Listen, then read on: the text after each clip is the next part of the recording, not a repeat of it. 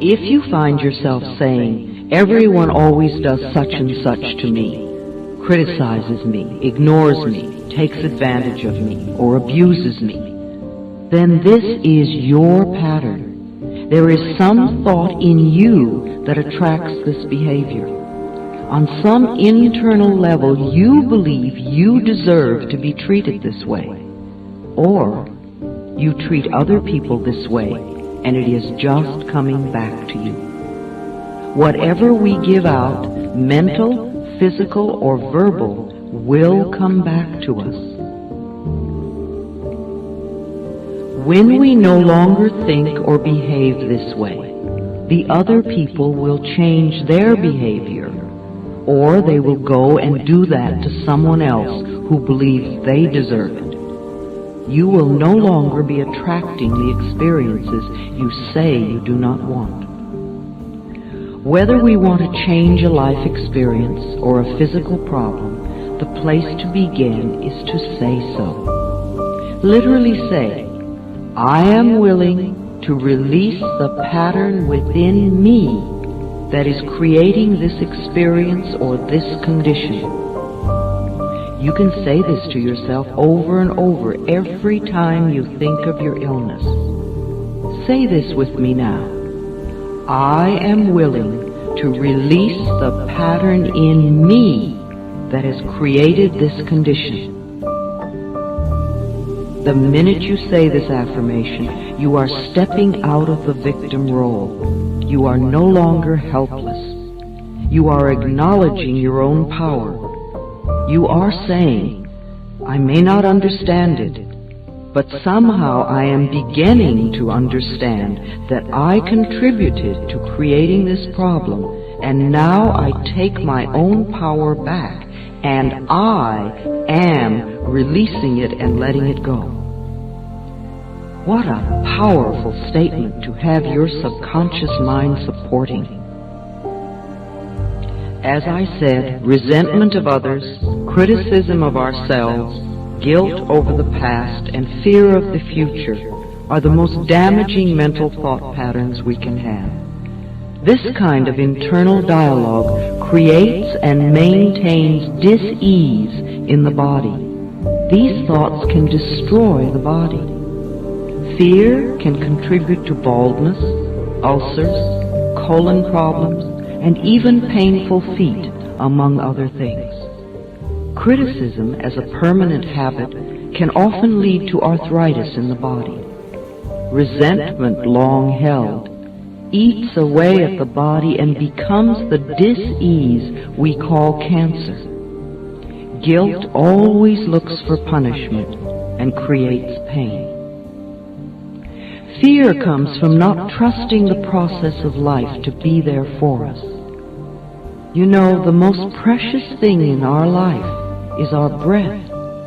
If you did not take another breath, you would not last 3 minutes. Yet you have such faith that your next breath will be there, that you don't even think about it when you exhale. Now, if the power that created us has given us enough breath to last for as long as we shall live, can we not begin to trust that the rest will also be provided for us? The next time you are frightened, think about the abundance of air and say, I trust the process of life to take care of me. Whenever someone is in pain, I know they have created a lot of guilt for themselves. Chronic pain comes from unrelenting guilt, often so buried that we are not even aware of it anymore. This guilt must be dissolved before the pain can be eliminated. Guilt is a totally useless emotion. It never makes anyone feel better, nor does it change a situation. Your sentence is now over. Let yourself out of prison.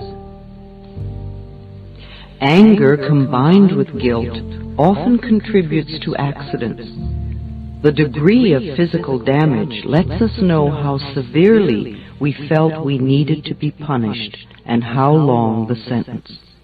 Where this pain occurs in the body gives us a clue to which area of life we feel guilty about.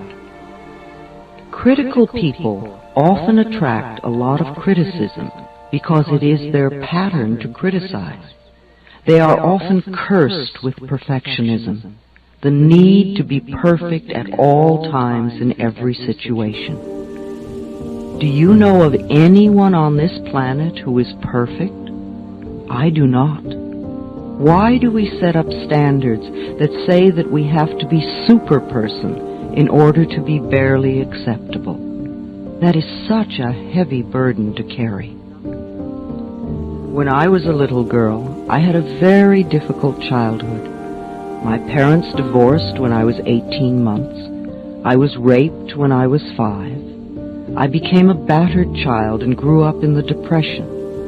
My mother was very much a victim, and my stepfather constantly expressed his own brutalized childhood.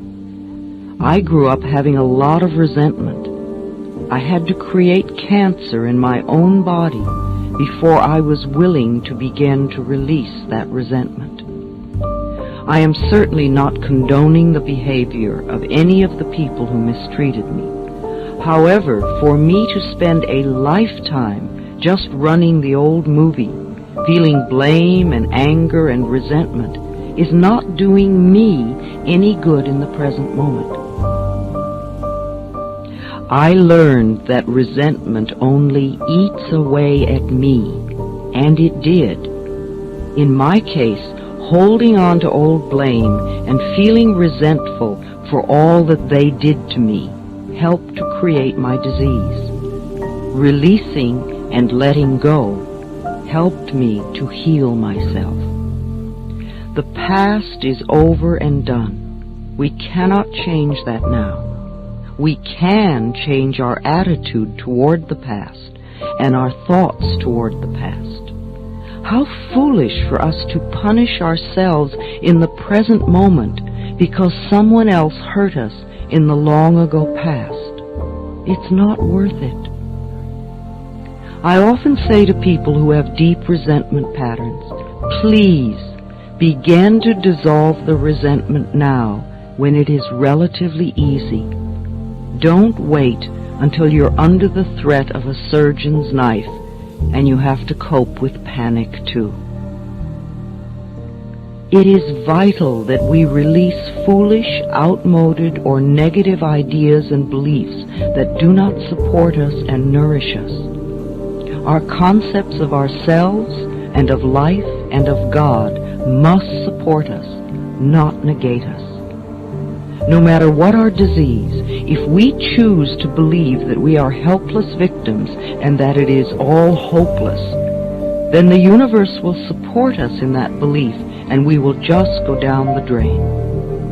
When people come to me with a problem, I don't care what it is, poor health, lack of money, unfulfilling relationships, or stifled creativity. There is only one thing I ever work on, and that is loving the self.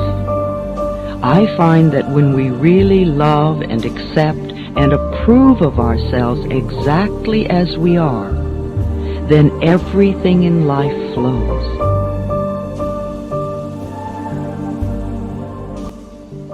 Every word we speak is an affirmation about what we believe about life.